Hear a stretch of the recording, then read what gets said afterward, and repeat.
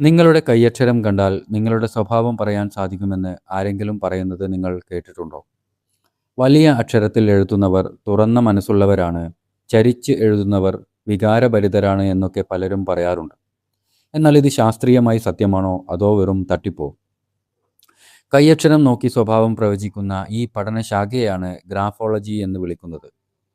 ഈ ശാസ്ത്രം പറയുന്നതനുസരിച്ച് വലുപ്പത്തിൽ എഴുതുന്നവർ ആത്മവിശ്വാസമുള്ളവരും സോഷ്യലുമാണ്. എന്നാൽ കുഞ്ഞു അക്ഷരത്തിൽ എഴുതുന്നവർ ശ്രദ്ധ കേന്ദ്രീകരിക്കുന്നവരും അല്പം ലജ്ജയുള്ളവരുമാണ്. വലത്തോട്ട് ചരിച്ചെഴുതുന്നവർ പുതിയ ആളുകളെ പരിചയപ്പെടാൻ ഇഷ്ടപ്പെടുന്നവരും ഇടത്തോട്ട് ചരിച്ചെഴുതുന്നവർ സ്വന്തം വികാരങ്ങൾ ഉള്ളിലൊതുക്കുന്നവരുമാണ്. പക്ഷേ ശാസ്ത്രലോകം ഗ്രാഫോളജിയെ ഒരു പ്രകൃതിദത്ത ശാസ്ത്രമായി അംഗീകരിക്കുന്നില്ല. മനഃശാസ്ത്രം ഇതിനെ ഫിഡോ സയൻസ്, വ്യാജശാസ്ത്രം എന്നാണ് വിളിക്കുന്നത്.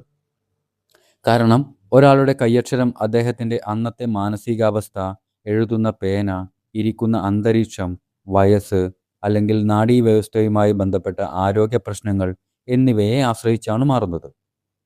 അല്ലാതെ അത് അവരുടെ സ്ഥിരമായ സ്വഭാവമല്ല. അപ്പോൾ പിന്നെ ഗ്രാഫോളജി കൊണ്ട് ഒരു കാര്യവുമില്ലേ? ഉണ്ട്.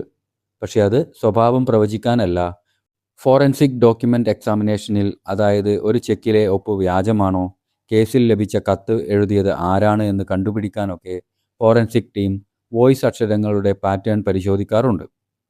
ചുരുക്കത്തിൽ, നിങ്ങളുടെ കൈയക്ഷരം മോശമാണെങ്കിൽ അതിനർത്ഥം നിങ്ങളുടെ സ്വഭാവം മോശമാണെന്നല്ല.